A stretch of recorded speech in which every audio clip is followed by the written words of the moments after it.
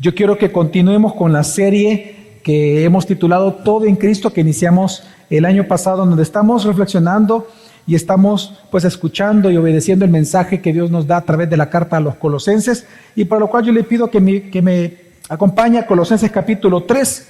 Vamos a leer del versículo 22 hasta el versículo 1 del capítulo 4. Vamos a continuar del último punto en el cual nos encontramos, Colosenses capítulo 3, 22 hasta capítulo 4, versículo 1. Para los que son invitados en esta mañana, decirles que nosotros en esta iglesia predicamos expositivamente la Biblia, es decir, que vamos por porciones, versículo por versículo, viendo una carta o un libro en específico, en este caso la carta a los Colosenses, en donde nosotros procuramos escuchar el mensaje de Dios y obedecerlo, y vamos en orden, verso por verso, hasta finalizar la carta o el libro. Y pues nos encontramos en el capítulo 3, y Colosenses es una carta en donde el apóstol Pablo, ante las herejías que estaban sufriendo los hermanos nuestros en la iglesia de Colosas, que estaban tratando de ser convencidos por falsos maestros de que necesitaban para crecer o madurar o tener vidas plenas algo más allá de Cristo. Entonces él les escribe para demostrarle la superioridad que tiene Cristo sobre cualquier religión, sobre cualquier filosofía, y por lo tanto demostrar así la preeminencia que tiene Cristo sobre la vida de las personas. El apóstol Pablo busca demostrar de que todo lo necesario para la vida, todo lo necesario para la piedad cristiana, todo se encuentra en Cristo. Y de ahí viene el nombre Todo en Cristo de esta serie. Y hoy nos encontramos en Colosenses capítulo 3, versículo 22, que dice así: Siervos, obedezcan en todo a sus amos en la tierra, no para ser vistos como los que quieren agradar a los hombres, sino con sinceridad de corazón, temiendo al Señor. Todo lo que hagan, háganlo de corazón, como para el Señor y no para los hombres, sabiendo que del Señor recibirán la recompensa de la herencia. Es a Cristo el Señor a quien sirven, porque el que procede con injusticia sufrirá las consecuencias del mal que ha cometido, y eso sin acepción de personas. Amos, traten con justicia y equidad a sus siervos, sabiendo que ustedes también tienen un Señor en el cielo. Vamos a orar.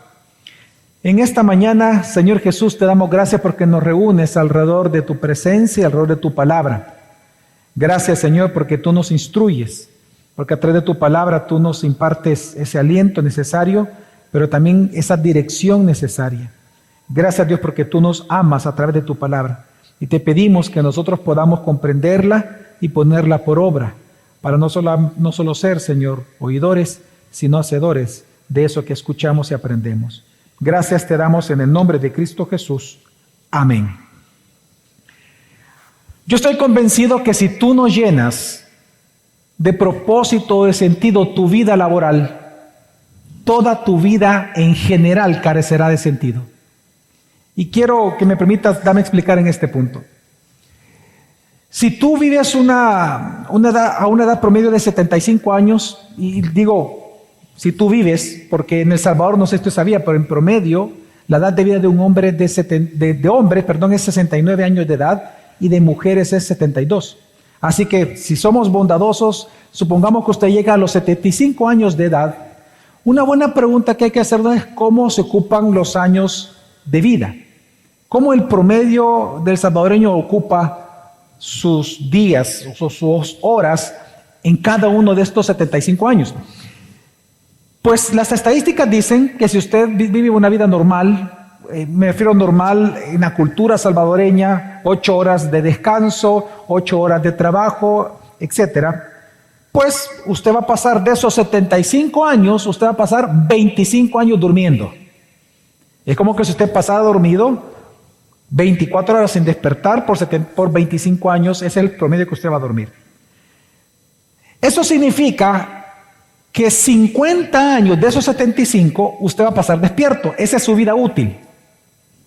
En esa vida útil usted va a pasar 15 años comiendo, 11 años viendo televisión, 6 años transportándose o viajando, ¿verdad? Taxi, bus, Uber, vacaciones, etc. Y si usted es una persona que no que no toma discipulado, que no estudia en Semper Reformanda, solo viene los domingos, y voy a ser bondadoso, no hora y media, supongamos 2 horas, en lo que se parquea, se va, ok, 2 horas cada domingo, usted va a pasar de esos 50 años, 11 meses nada más en la iglesia.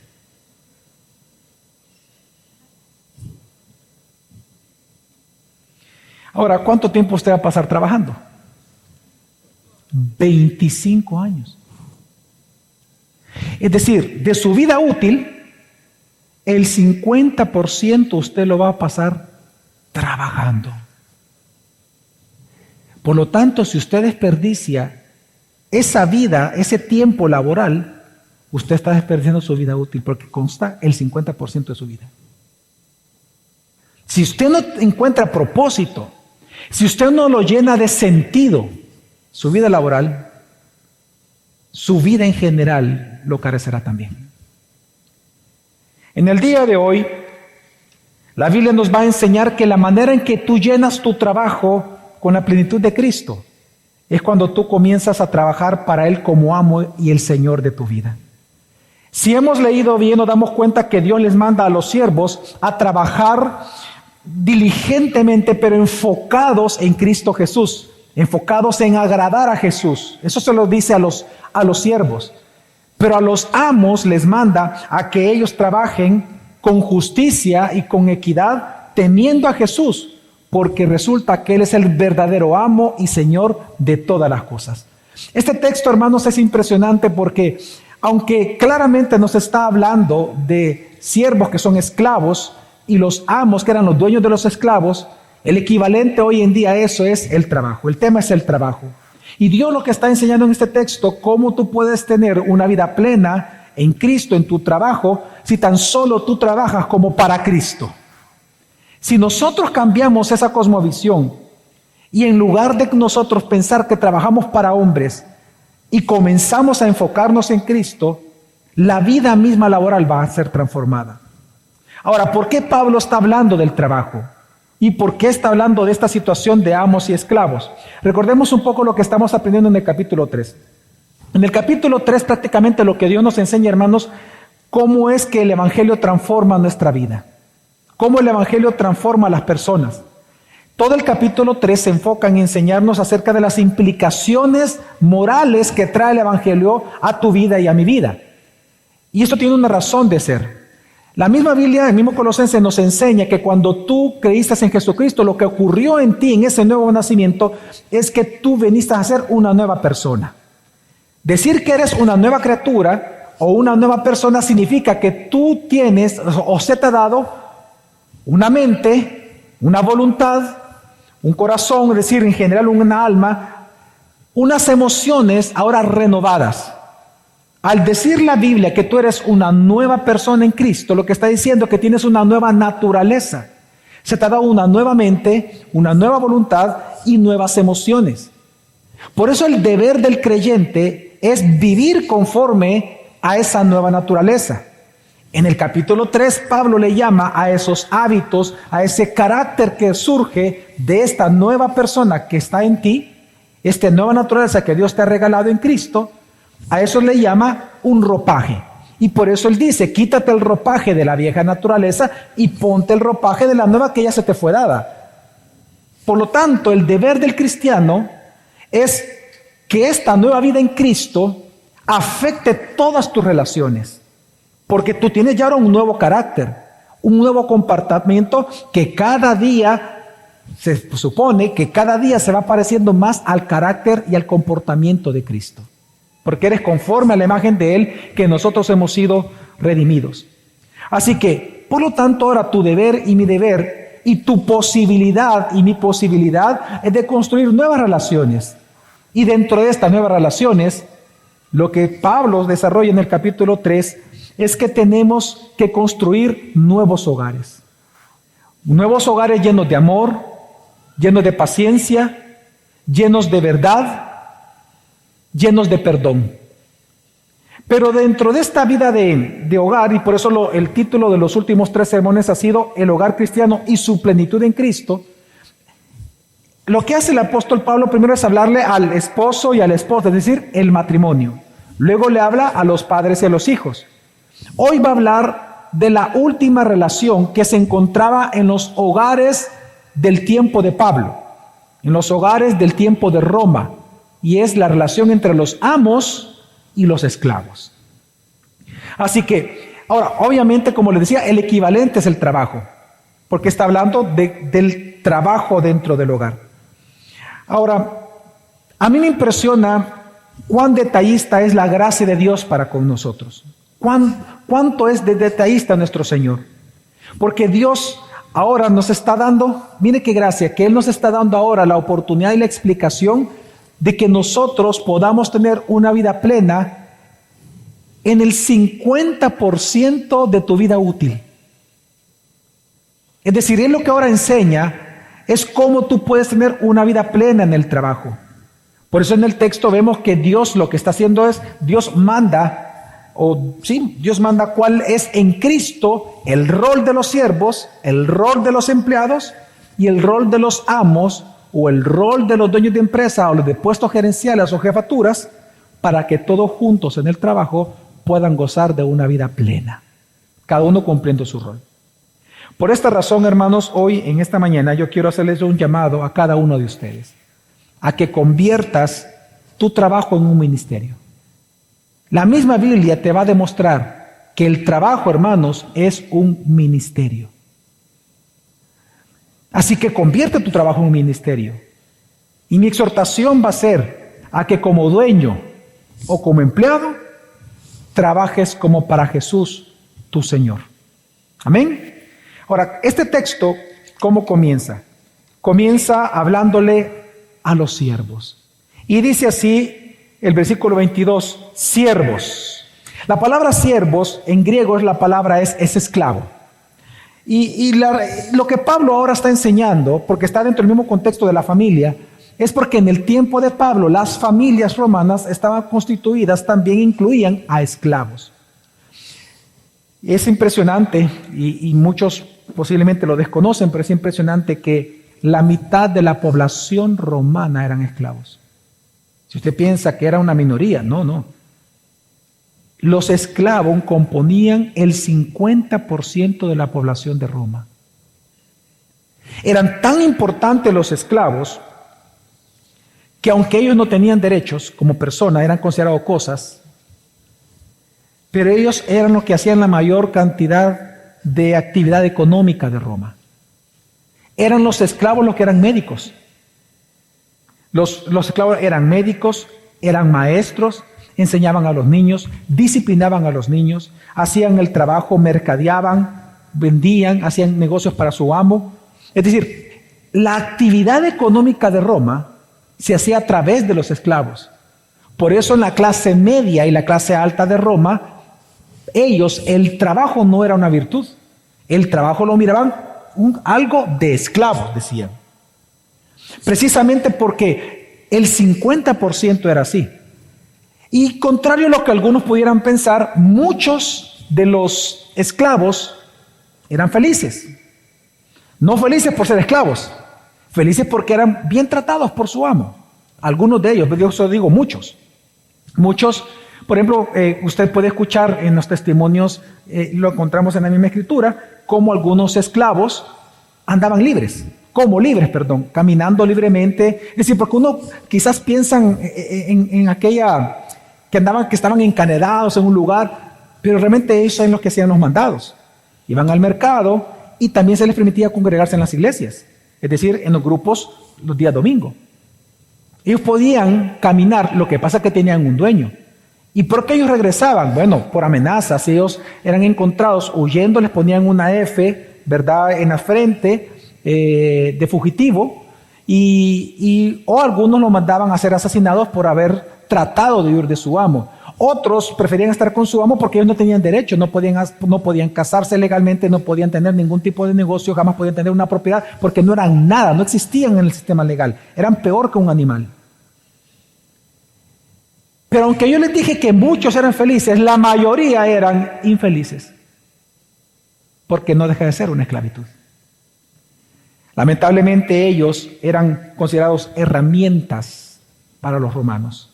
Tanto que, por ejemplo, hay escritos romanos en donde dice que cuando alguien compraba una propiedad, decía, hay que deshacerse de las herramientas viejas.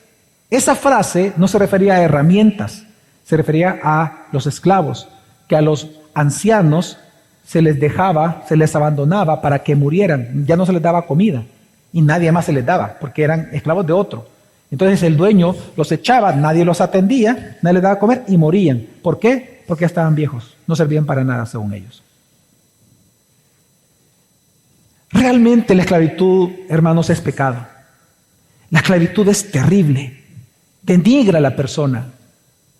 Pero precisamente por eso es que cuando Pablo habla esto y el Evangelio comenzó a ser predicado, el Evangelio fue revolucionario de ese sentido. Porque, bueno, por lo menos por dos razones. En primer lugar, porque trajo dignidad al esclavo.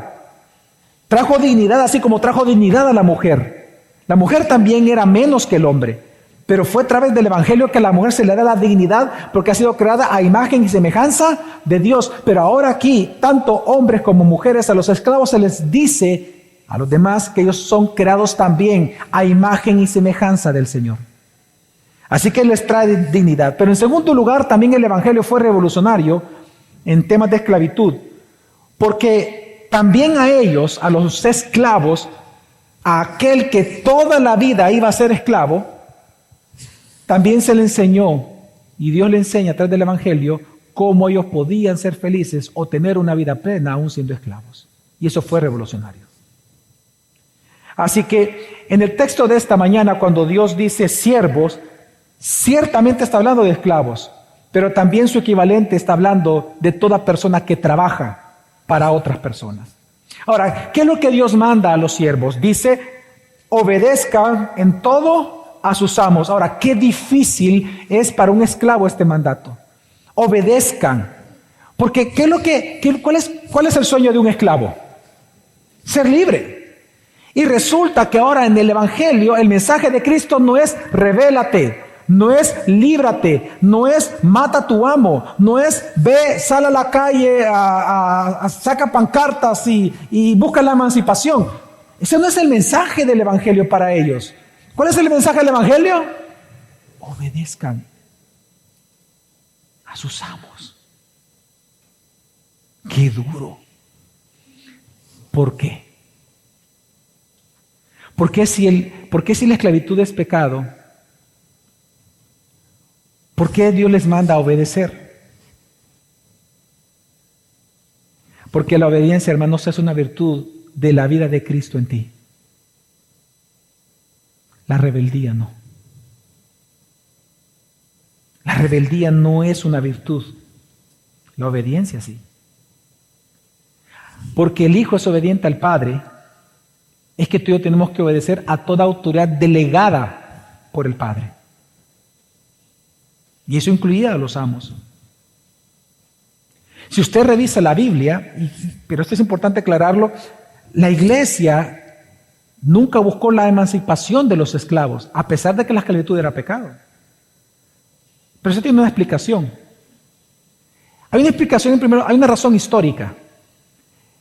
Lo primero, usted no lo encuentra en la Biblia, que Pablo obliga a los esclavos que se rebelen. En primer lugar, porque, hermanos, en aquel momento el cristianismo era una minoría. No tenían ninguna influencia política, ninguna influencia económica, ninguna influencia social. Esto era parte de la sociedad. Era comúnmente aceptado la esclavitud. Ellos no tenían poder para cambiar algo. Pero en segundo lugar, hay una razón espiritual. Y es que la misión de la iglesia es la salvación de las almas. La misión de la iglesia es proveer de un mensaje de salvación al pecador. No es misión de la iglesia convertirse en una secta antigobiernos. Esa no es la misión de la iglesia, nunca la ha sido. Es la salvación de las almas por medio de la predicación del Evangelio. Ahora bien, la historia también nos demuestra que fue hasta que la iglesia, los cristianos, la iglesia, comenzaron a tener influencia ya social y política, es que las cosas en el mundo comenzaron a cambiar. legalmente.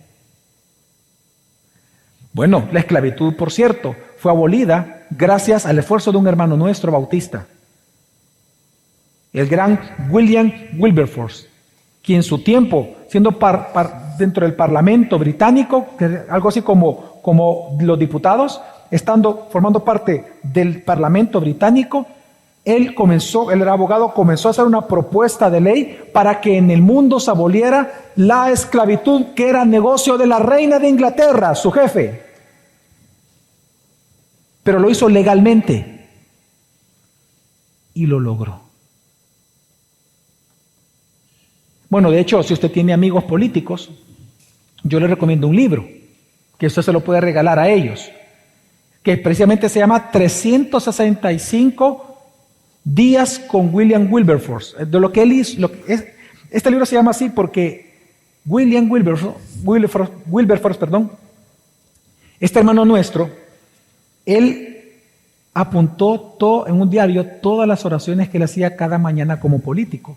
Y usted, cuando uno lee eso, usted se da cuenta de las luchas que él como político tenía, las tentaciones que él tenía, pero usted ve la piedad con la que él vivía. Entonces ese es un buen regalo para cualquiera que está en política, ¿no? La cuestión es que lo lea. Ahora, pero yo quiero que entienda, y lo quiero aclarar porque por eso usted no va a encontrar en la Biblia un mandato a la rebelión contra la esclavitud. Bueno, de hecho, algo impresionante es que este mismo mandato que le está diciendo, siervos, obedezcan en todo a sus amos, resulta que esta carta de Colosenses, cuando vino Pablo y la firmó, se la entregó a un esclavo llamado Onésimo para que la llevara a la iglesia de Colosas. Este mismo Onésimo es aquel al cual Pablo le escribió a Filemón, que era el amo de Onésimo, recíbelo como un hermano. Es decir, ni siquiera Onésimo le dijo, rebélate contra Filemón. Ni siquiera Filemón le dijo, mira, dale la carta de libertad. Ya no. Le dijo, trátalo como un hermano. Es impresionante entender eso. Nunca lo llamó, nunca Pablo lo llevó a la corrupción o a la rebelión al esclavo. Es más, le dijo, Onésimo, tú vas a seguir siendo esclavo. Pero yo le voy a escribir a tu amo. Y le dijo, trátalo como un hermano. Así que este mandato fue difícil. ¿Pero por qué fue difícil? Porque ¿en qué tenían que obedecer, hermanos? ¿Qué dice la Escritura? En todo. Hermanos, como lo dijimos la semana pasada, la obediencia no es opcional. La obediencia a las autoridades delegadas no es opcional, tampoco es relativa. No es que yo voy a obedecer en lo que me gusta y voy a desobedecer en aquello que no me gusta. No. Tampoco la obediencia está sujeta a la moral de tu autoridad. Tú puedes tener el peor jefe, el más mujeriego, el más ladrón, el más corrupto, en lo que sea. Pero si es tu jefe, tienes que obedecerlo en todo.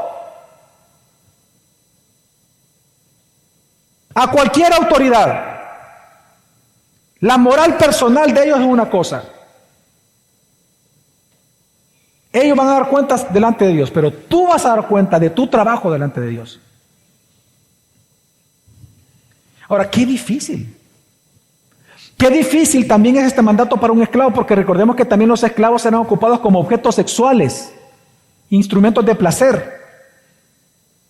Eran violados y abusados por sus amos. Ahora, esto no significa algo. No significa que la obediencia, si bien es cierto, la obediencia no es relativa, no es opcional y no depende de la moral de la autoridad, aún así la obediencia es limitada. ¿Dónde tenía que estar el límite del siervo?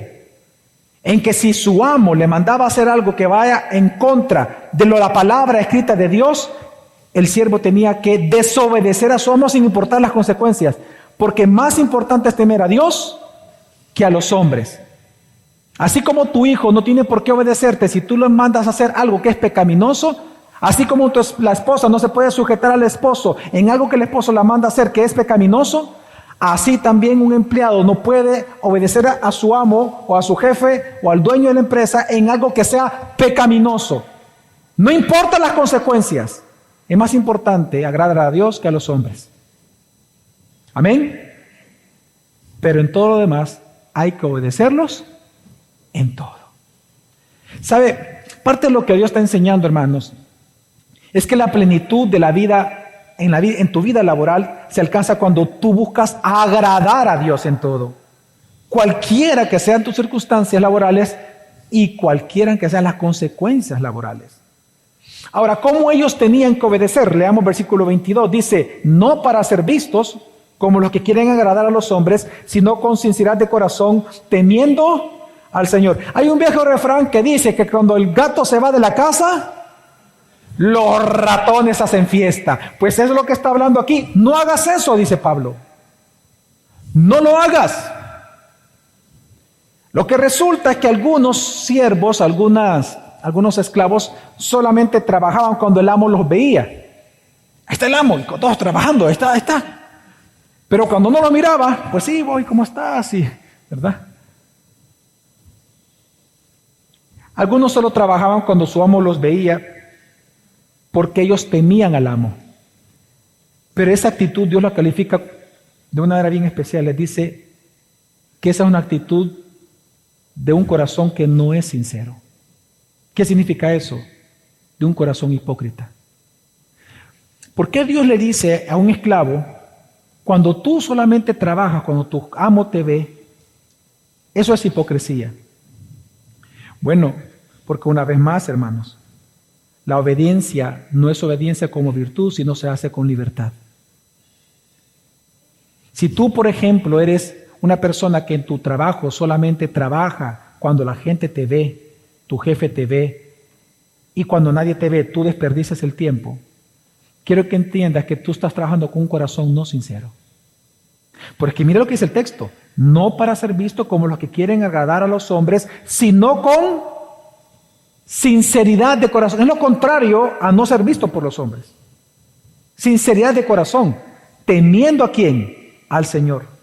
Así que Dios lo que los manda a los siervos es a trabajar con sinceridad de corazón. Esa frase significa generosamente, hacer más allá de lo que te piden, más allá de lo que tu trabajo te exige. Lo vas a hacer más allá porque al final tú no le vas a temer a tu jefe, sino a quien le temes es a alguien más grande que tu jefe, que es tu Señor Jesucristo. Jesús lo dijo de otra manera en Lucas 17:10. En pantalla está, dice, así también vosotros, dijo Jesús, cuando hayáis hecho todo lo que os se ha ordenado, decid, siervos inútiles somos, hemos hecho solo lo que debíamos de haber hecho. Hermano, hermana asalariado, ¿cómo eres actualmente en tu trabajo? ¿Cómo eres en tu trabajo? ¿Qué haces cuando nadie te ve? ¿Qué haces cuando no tienes supervisor? ¿Qué haces cuando tu jefe no te está observando? Si tú te aprovechas cuando tu jefe no te ve, si tú robas tiempo de la empresa, si tú actúas con deslealtad, si tú eres ineficiente en el tiempo laboral, ten por seguro que tú no estás adorando a Dios aunque seas cristiano en tu trabajo, sino que te estás adorando a ti mismo. Y de eso tienes que arrepentirte. Hermano, mira, el 50% de tu vida útil la vas a pasar trabajando. ¿Cuánto te conviene adorar a Dios en ese 50% de vida? ¿Cuán importante es el llamado que Dios te hace de adorarlo por medio de tu trabajo? La pregunta es, ¿lo estás haciendo? ¿Cómo entonces nosotros convertimos nuestro trabajo en un ministerio para Dios? ¿Cómo el trabajo pasa de ser un mero trabajar para los hombres, para que te vean, a un ministerio que les sirve a los propósitos de Dios? Versículo 23 dice, y este es el corazón del texto que estamos estudiando, dice, todo lo que hagan, todo, hermano, todo lo que hagan, lavar platos, manejar un taxi, pegar ladrillos, ser médico, ser abogado, cualquier cosa que haga, secretaria, secretario, cajero, cobrador, todo lo que hagan, háganlo de corazón, como para el Señor y no para los hombres. Hermanos, este es el fundamento de la lealtad laboral y de la sinceridad de corazón en tu trabajo. Este es el secreto de una plenitud en el trabajo. Cuando tú comienzas a observar que Dios te ha puesto a trabajar y el 50% de tu vida despierto vas a pasar trabajando, cuando tú entiendas que Dios te ha puesto en ese lugar para que trabajes como para Él, ahí cambia toda la perspectiva de tu trabajo. Hermano, la Biblia te está enseñando que tú tienes, por lo tanto, que ser el mejor trabajador de la empresa donde tú estás. Tú tienes que ser el mejor trabajador, no tienes otra opción que esa. Ser el mejor trabajador.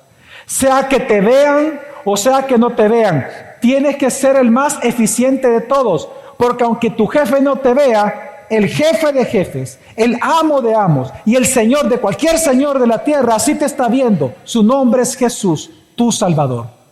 Él sí te ve. Y Él es el que te ha bendecido con ese trabajo. Él es el que te llevó a ese lugar. Él te abrió las puertas para que te contrataran. Él te está pagando ahí. Así que aunque tu jefe no te vea, tu deber es ser el hombre más eficiente y la mujer más eficiente en ese lugar de trabajo. Ese es tu ministerio en el trabajo.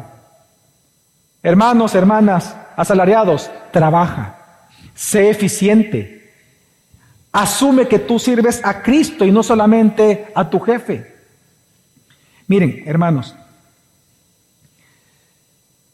qué importante es entender el trabajo como un ministerio para Dios. La palabra ministerio significa servicio a Dios.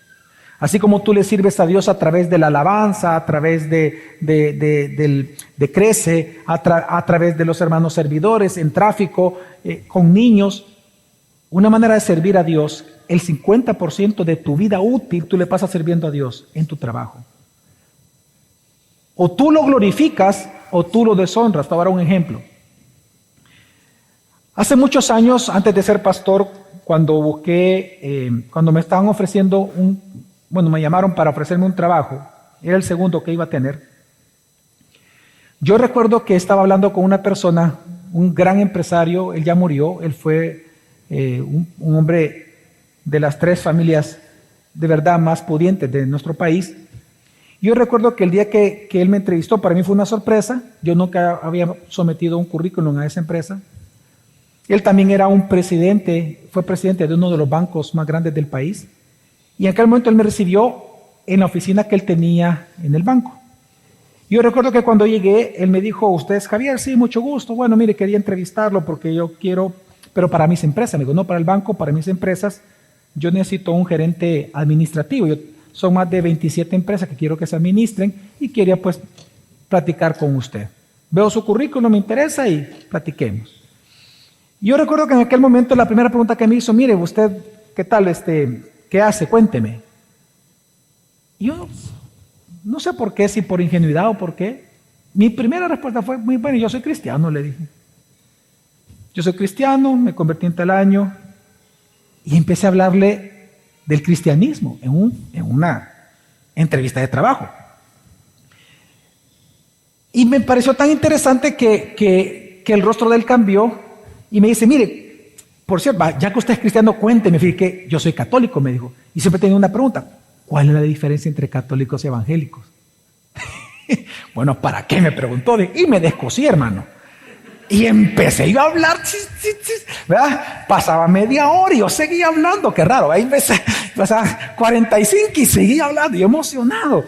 A todo eso le estaba mandando a él mensaje, llegó la secretaria, tenía reunión, porque él tenía la reunión ese día con todos los directivos del banco. Hasta un momento que ya le llamaron y él dijo, y tomó, me acuerdo bien la llamada, le dijo, díganle que me esperen 1 hora más porque estoy en una conversación interesante. Ok, pum, y colgó. Siga, por favor, me dijo, que me interesa. ¿Y para qué? Otra hora, ahí seguí. Mire, se hizo tan interesante. Mira, hablamos de tantos temas, pero todo relacionado al cristianismo, que incluso él me dijo, mire, por cierto, se me ha olvidado hablar del trabajo, ¿verdad? Ya cuando ya casi era de noche. Y entonces me dice, mire, y bueno, Javier me dice, ¿cómo usted se ve en 5 años? Trabajando para usted, le dije. ¿Y cómo se ve usted de aquí a 10 años? Haciéndole la competencia a usted, le dije. Y se empieza a reír. Me llega, me dice, así me gusta que piensen. Ok, y me dice, ¿y tiene disponibilidad de tiempo? Sí, mire, yo tengo todo el tiempo disponible en la semana, excepto los fines de semana porque voy a la iglesia, excepto el miércoles de la noche porque voy al estudio bíblico, y excepto los martes de la noche porque tengo mi grupo discipular. Pero todo lo demás no hay problema, le digo.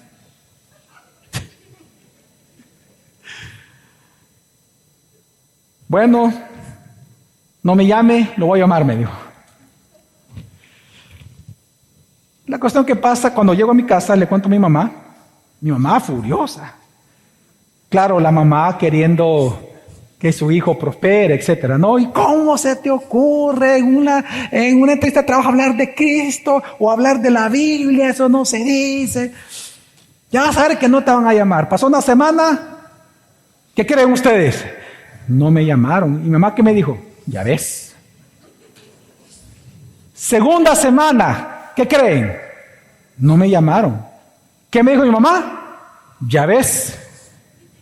3 semanas, no me llamaron. Mi mamá dijo, ya ves. 4 semanas, recibo una llamada. Javier, perdóneme. Fíjese que he estado en Francia haciendo un negocio. Cuando cambiaron, ¿cómo era antes de Claro? ¿Qué era antes de Claro? Telecom, cuando hicieron el cambio, obviamente es un francés de los dueños. Fui allá, hice estas transacciones, hicimos estos negocios y se me olvidó llamarle desde allá. Acabo de regresar, quiero que venga ya a mis oficinas de las empresas personales, quiero hablar con usted. Cuando yo entro, estaban todos los directivos. Les presento a un nuevo miembro directivo de nuestra empresa. Y yo ni siquiera he hablado de salario con él. Y digo, ¿cuánto me va a pagar? Y cuando nos sentamos, me dice él, platiquemos. Y me dice él, ¿sabe por qué lo contrato? Me dice, porque usted es cristiano, me dijo. Y entonces y eso le digo yo, es que mire, me dice, ¿sabe que todos mis empleados son cristianos? Yo no he encontrado mejores trabajadores y más eficientes que los cristianos comprometidos con sus iglesias. Cuando yo escuché todo lo que usted hacía, dije, tiene que trabajar para mí. Este tipo sí va a ser eficiente. Todos los que son comprometidos, mire, son los mejores trabajadores. Yo le digo a mis amigos, sí, empresarios, son los mejores trabajadores los cristianos. Cuando llegue a la casa, ¿qué creen que le dije a mi mamá? Ya ves, le dije. Ok. Ahora, compara esa historia con otra historia real. Mira, ¿sabes qué? Yo estoy frustrado con los cristianos. Un dueño de empresa. ¿Y por qué? Son haraganes. Mira, tengo ahí 2 que, olvídate, no hacen nada. Yo no sé, y pasan ahí reunidos, yo no sé, pero no son reuniones de trabajo. Fulanito, mira, vení. Mira, ¿y por qué te tardas tanto en el baño? Pasaste 1 hora en el baño. No, hombre, es que mira qué poderoso estuvo el estudio de Primera de Juan adentro del baño, me dijo.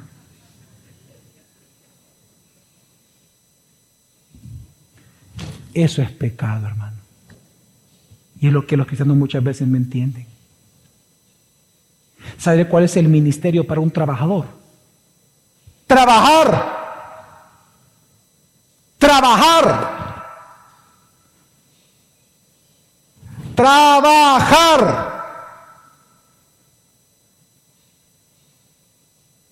Tu misión no es convertir tu trabajo en una iglesia, pero están las iglesias. Eso no significa que tú no puedas dar un estudio bíblico en el almuerzo o en los tiempos libres en que tu empresa te permite como tiempo libre. Pero en los tiempos en que la empresa te paga para trabajar, ¿cuál es el ministerio de un cristiano? Trabajar. Sean obedientes en todo a sus amos. ¿Cuánta deshonra recibe Dios de un hijo cuando los hijos son haraganes en lo que tienen que hacer en sus trabajos? Ahí es donde tú algo bueno lo conviertes en malo. ¿Dar estudios bíblicos es bueno o es malo? Es buenísimo. pero darlo en tiempos de trabajo es malísimo.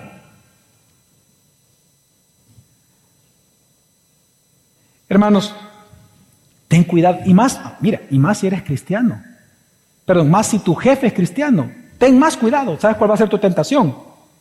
Abusar de él. Te voy a contar un ejemplo real. Un amigo mío, pastor, tiene puso un ministerio en otro departamento de El Salvador, y entonces él me dice, fíjate que yo aquí todos mis empleados son cristianos, me dice. Pero fíjate que yo ya no estoy contratando gente de mi iglesia, me dice. Él es pastor. Y me pongo a reír. Yo ya sé por qué, le digo, pero igual, te voy a hacer la pregunta. ¿Por qué? Y él me dijo esto. Para vergüenza de Dios.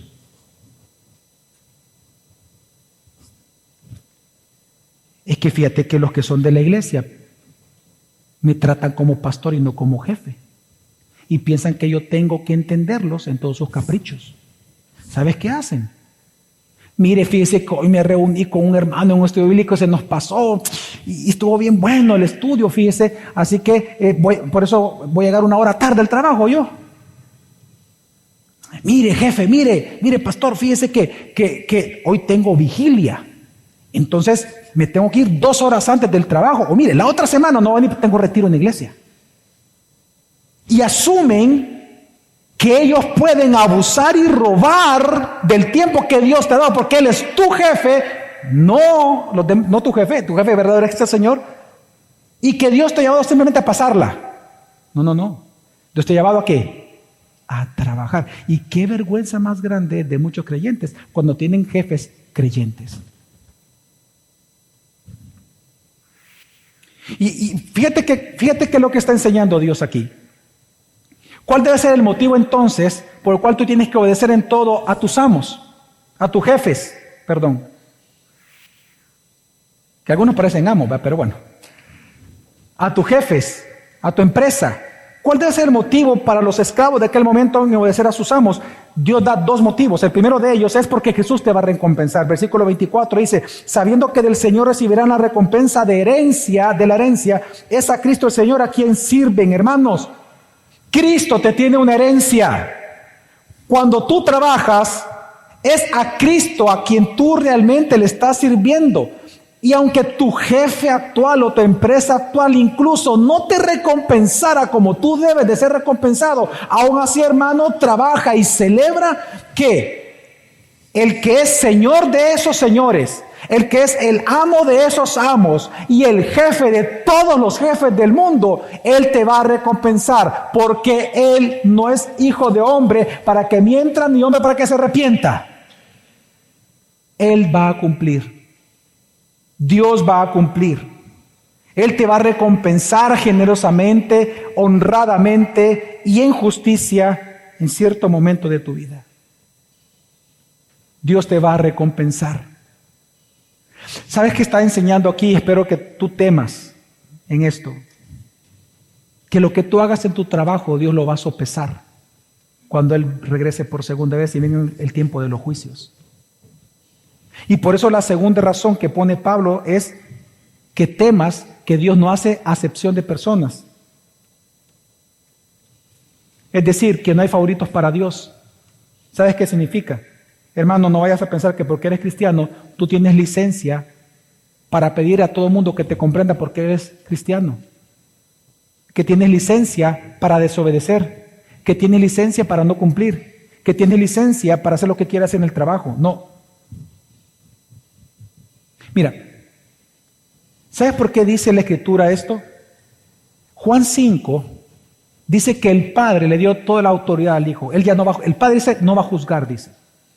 El juicio se lo entregó al Hijo, a Jesús. Él va a juzgar todo lo que tú hagas en la tierra.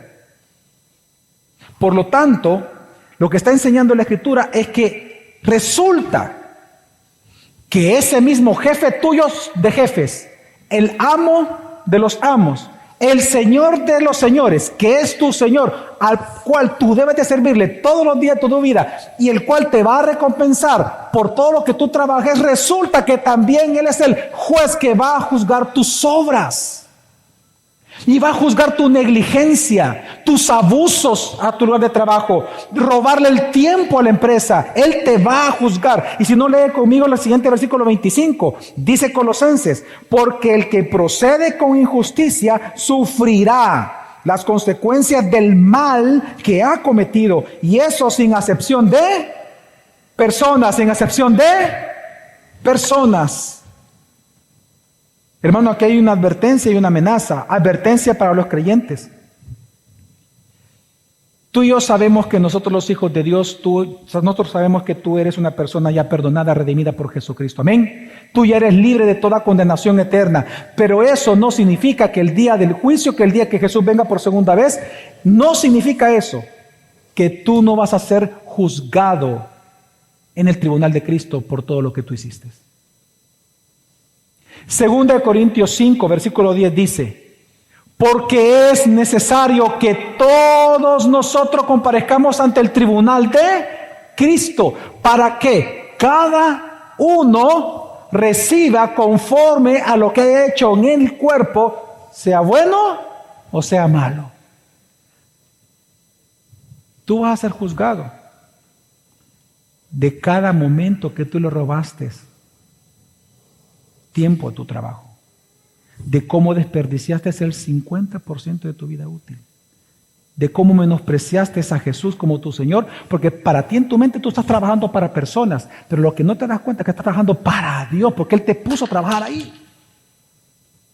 Dios te va a pedir cuentas de eso. Así que, hermano, la verdadera razón por la cual tú tienes que agradar a Dios, es porque Él es tu Señor y a Él rendirás cuenta únicamente.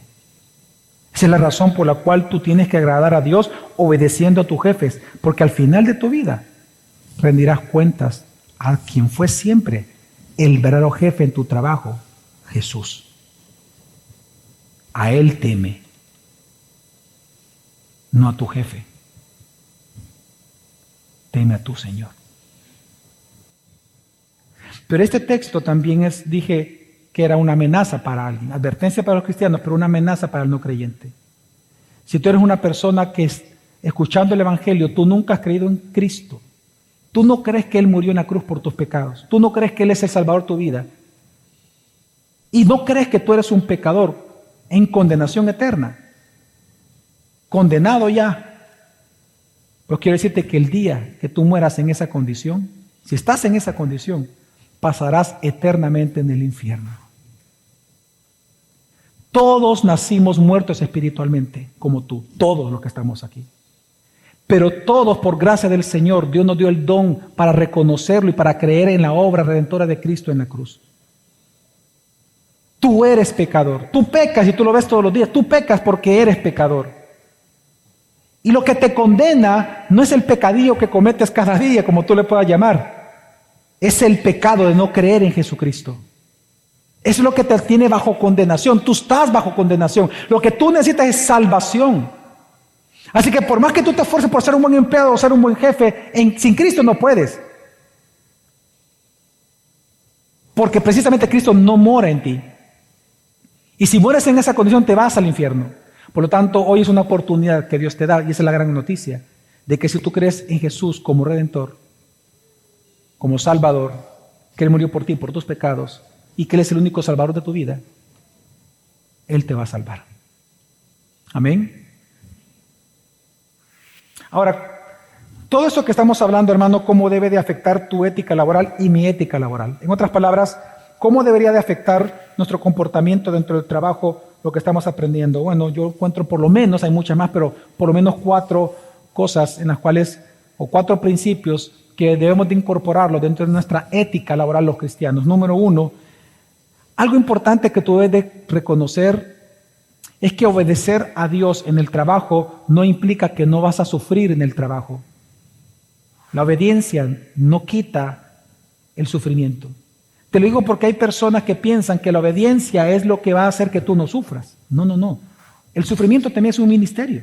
Es una herramienta de santificación para nuestra vida. Te lo digo porque algunos pueden decir, ¿cómo es posible que yo estoy siendo obediente aquí y a la vez estoy sufriendo? La obediencia no quita el sufrimiento, no te libra de estas obras justas. En segundo lugar, importantísimo, ser adicto al trabajo es pecado. Ser adicto al trabajo no es una virtud, es un vicio. Porque ser adicto al trabajo significa que tú te dejas explotar en tu trabajo y te gusta ser explotado en tu trabajo para ganar un poco más. Al final, el corazón del adicto al trabajo es un corazón de codicia. Ese es el problema. El problema no es el problema es el corazón. Y el problema del corazón es la codicia para los que son adictos al trabajo. Estos textos no te están diciendo que tienes que ser un adicto al trabajo, no. Es que tienes que glorificar a Dios en el trabajo.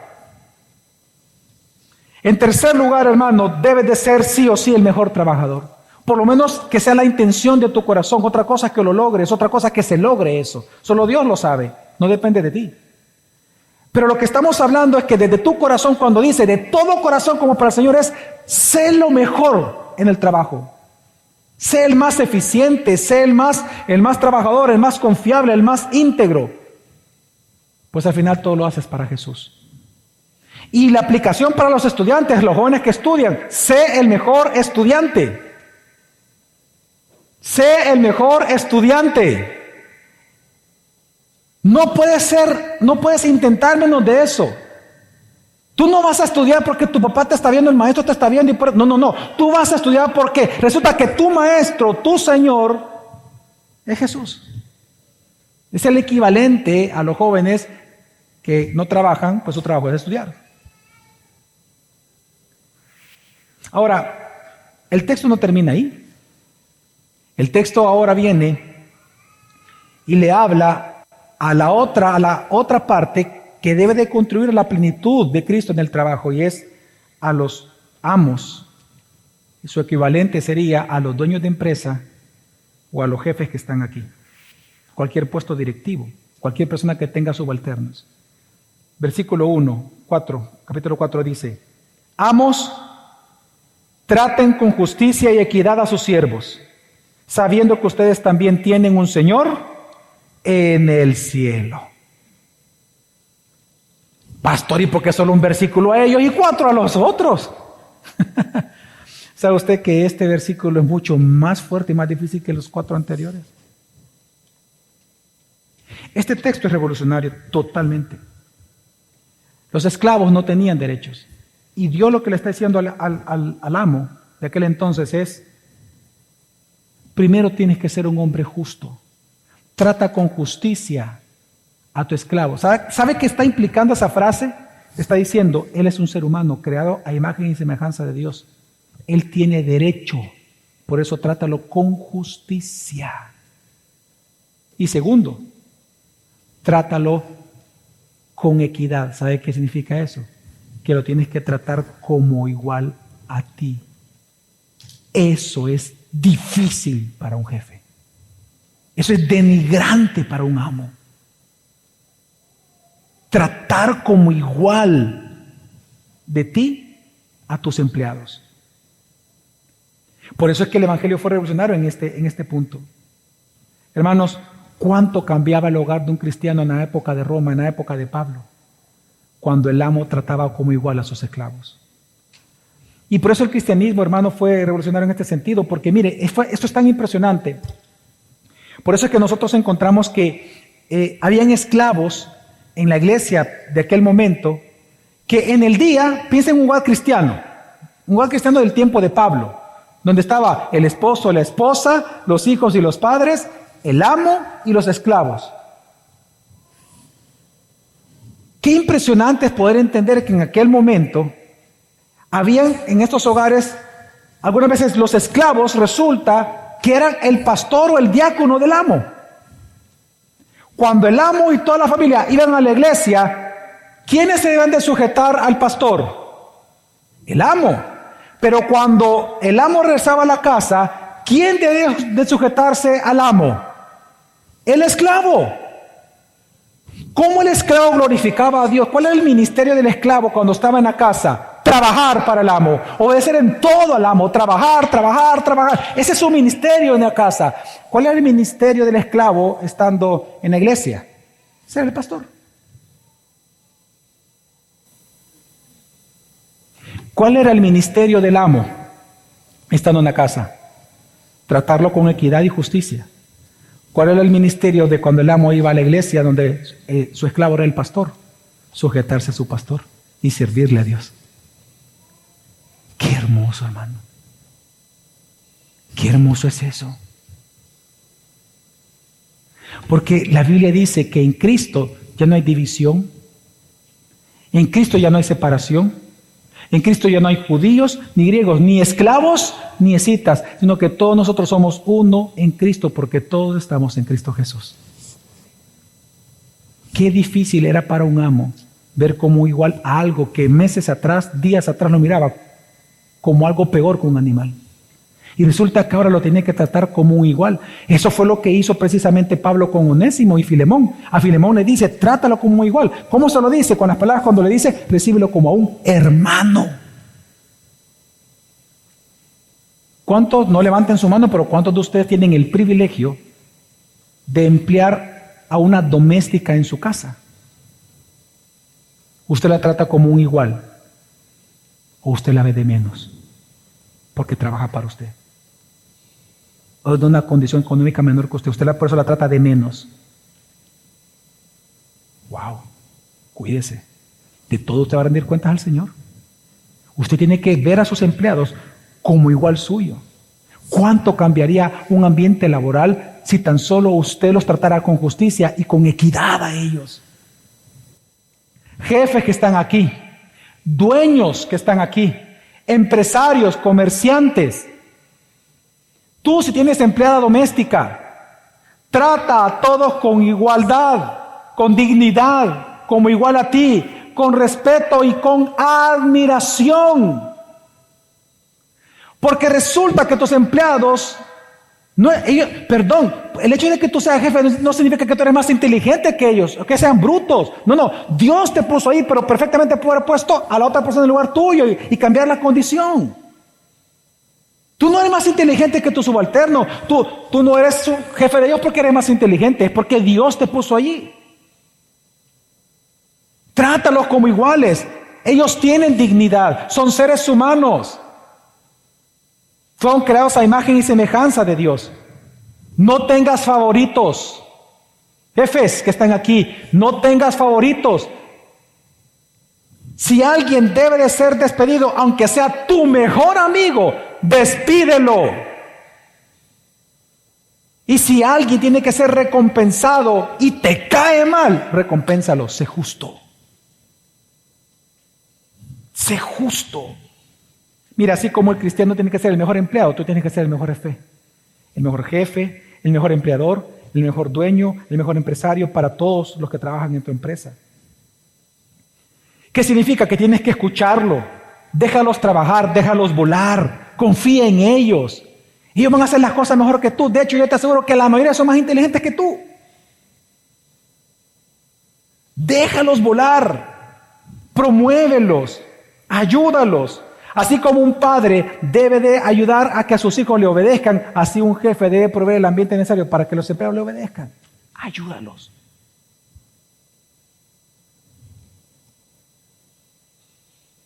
¿Sabes cuál es el llamado tuyo como jefe?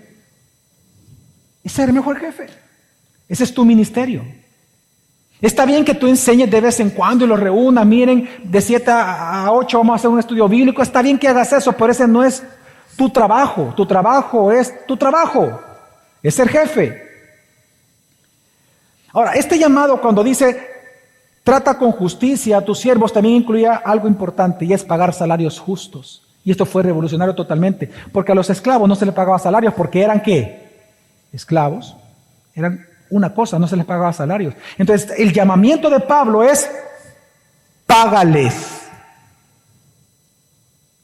Trátalos con justicia, págales. Bueno, en el tiempo de Roma se construyó una calle que se llamó la calle Salaria, la vía Salaria, Y se le llamó así porque a los obreros se les pagaba con sal, porque la sal era muy valiosa. De ahí viene la palabra salario, por si no lo sabía. ¿Verdad? Viene de la palabra sal. De hecho, salario significa dinero de sal. Pero a quienes se les pagaba eran los obreros. A los soldados se les pagaba con monedas de plata o monedas de oro, y obviamente a todos los romanos, los que eran legalmente romanos, se les pagaba con oro. Solo a los obreros con sal. Pues lo que estamos viendo aquí, que parte de lo que Dios le está diciendo a los amos es: paga con justicia. Mire, si de verdad, si todos los salarios del mundo fueran realmente justos, se acaba la pobreza en un mes. ¿Qué significa esto? Salario justo no significa que va a ser conforme a lo que en el puesto de esa persona se paga en la economía, en la sociedad. No, eso no es un salario justo. Salario justo se refiere al salario que es necesario para que una persona viva y viva bien. Ese es el llamado del dueño de una empresa, de un empresario. Ese es tu ministerio. Porque te voy a dar un ejemplo. En tiempos de COVID, yo leí, eso no me lo contaron, yo lo leí, una noticia en un periódico, por eso fue noticia, porque resulta que en España, después de varios meses de cuarentena, los despidos comenzaron a suceder porque lo que hace el empresario sin Cristo es que él no quiere perder su utilidad. Entonces lo que tiene que hacer es bajar el costo, y parte de bajar el costo es quitando empleados. Entonces, él no quiere perder. Pero un empresario lo que hizo fue lo siguiente. Él es dueño de un supermercado en una ciudad. Entonces lo que él hizo fue, en lugar de despedir, les dijo a todos, los llamó a todos y les dijo que les iba a subir el salario. En tiempos de COVID. Y que no iba a ser un solo despido. Y la razón fue esta, les dijo: ustedes por años me ayudaron a levantar el negocio, hoy es tiempo que yo los ayude a ustedes en tiempos tan difíciles. Y a todos les aumentó el salario para que vivieran bien por los gastos de vida que estaban aumentando. Cuando yo estaba trabajando con esta persona que le comenté, llegó la fecha de Navidad y me sorprendió algo, nunca lo olvidé. Él se sabía el nombre de más de 1,000 empleados. Lo que le voy a contar fue de horas, no fue 15 minutos. Fulano, ¿qué tal? ¿Cómo has estado? Mire, ¿qué tal tu esposa? ¿Cómo está? Y le decía el nombre. ¿Y tu hijo qué tal? Por cierto, ya salió a la universidad, ¿verdad? Sí. Bueno, ya sabes, si tienes algún problema, bueno, yo te puedo ayudar, la empresa te puede ayudar para que pagues a tus hijos tus estudios. Pues sí, tú, fulano, ¿qué tal? Y a sus 1,000 empleados de memoria los nombres. Y él me dijo a mí: Javier, memorízate los nombres. Eso es parte de ser un buen jefe, me dijo. Yo soy malo para eso, hermano. Pero ya ahí estamos con todo, haciendo el esfuerzo. Y no solo eso, sino que me di cuenta de algo. Que él no solamente sabía el nombre, sabía de los casos. Y él ayudaba tanto a sus empleados que a uno se le reventaba el chorro. Va, mira, andate allá a la empresa que te lo pongan, no te vamos a cobrar eso de la empresa, ahí lo vamos a meter al gasto. Para tú, ¿qué necesitas? Y así, ese día, a cada empleado, bueno, esa fue una parte de mis tareas, a más de 1,000 empleados, nos reunimos con él. No fue que me lo dejó solito, sino que nos sentamos, vaya, fulano de tal. Yo no los conocía, obviamente. Entonces me decía: vaya, mira, él tiene su hijo de tal edad. ¿Sabes qué? A él le vamos a dar 3 regalos porque tiene él 3 hijos para Navidad. Cómprale una bicicleta, a él se le va a comprar, al niño, cómprale no sé qué cosas de educación. A más de 1,000 empleados. Se compraron más de 10,000 regalos. Eran personalizados por cada miembro de la familia. Usted no tiene idea de cuánto a él lo amaban. Cuando él murió, lloró toda la empresa. Y mire, un día llega una señora que vendía dulcitos y tostaditas. Y siempre llegaba los días miércoles, bien me acuerdo. Y todos salíamos, como fuéramos ahí a comprarle cositas, coco rallado, etcétera. Y de repente, a un miércoles siguiente ya no llegó, el miércoles siguiente tampoco volvió a llegar. La cuestión es que él se dio cuenta porque él también le compraba. Mire, y la señora tal, ¿qué pasó? No sabemos, le vamos a preguntar. De repente al rato llegó y le avisaron. Y él llegó a la empresa solo por ella. Le preguntó, ¿qué le pasa a fulano? ¿Y por qué no había venido? Le dice. No, es que mire, don fulano, le dice, fíjese que yo le cuento, le dice, vino el huracán tal que entró un día por Honduras y que hizo un gran estado en Centroamérica, fíjese, y me botó la casita. Y y se puso a llorar. No tengo casa, no está viendo, ahorita no, está en la calle. ¿Cómo que está en la calle? Sí. Por eso, mire, quería pedirle si me permite venir, no un día, 2 días a la semana a vender aquí dulcito, porque con eso estoy tratando de levantar mi champa, le dice. Véngase el otro miércoles, le dijo. Bueno, el miércoles siguiente estaba él bien de traje, su esposa estaba vestida como de noche para una fiesta, era de día, y estaban ahí esperándola. Y esto sucedió enfrente, o sea, no es que yo me lo contara, sucedió ahí. Entra la señora a vender, le dice, fulana, ¿qué tal con su casita? Le dice. No he podido levantar a la champa y todo. Mire, ¿sabe qué? No se preocupe. Mire, mi esposa y yo queremos entregarle esto y le sacan unas llaves. Dice, tome su casa. Mi esposa y yo se la acabamos de comprar, le dijo. Y mire, y no se preocupe. Mire, ya está amueblada, ya tiene pagado el agua, la luz. No se preocupe. Nosotros nos vamos a encargar de usted. Usted solamente viva y viva bien, le dijo. Ya está usted, señora, descanse. Tome. Es más, véngase que le voy a entregar su casa, te la voy a mostrar. Y se la llevó. Una casa completa.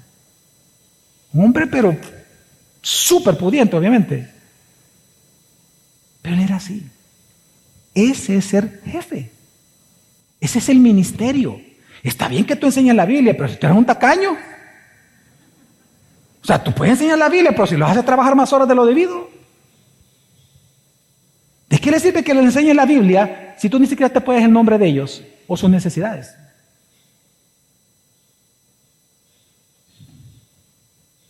Trata con justicia y con equidad a tus empleados. Es más, Santiago 4:17 dice, del 18 en adelante, Santiago 4:18 en adelante habla a los ricos. El versículo anterior dice, el que sabe hacer lo bueno y no lo hace, le es pecado.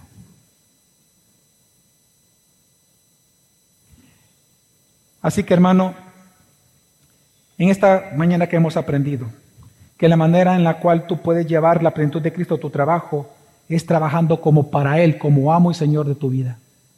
Empleados asalariados que están aquí, trabaja eficientemente queriendo agradar a los ojos del Señor Jesucristo. Amos, empresarios, comerciantes, empleadores que están aquí, jefes, puestos ejecutivos y directivos. Trata con justicia y equidad a tus empleados, temiendo a Jesús, porque resulta que Él es tu amo, Él es tu Señor, Él es tu jefe y tu verdadero empleador. A Él rendirás cuentas. Hermanos, tu trabajo es un ministerio para Dios, date cuenta. Y el 50% de tu vida vas a pasar ministrando a Dios. La pregunta es, ¿eres fiel o no en ese ministerio? Vamos a orar.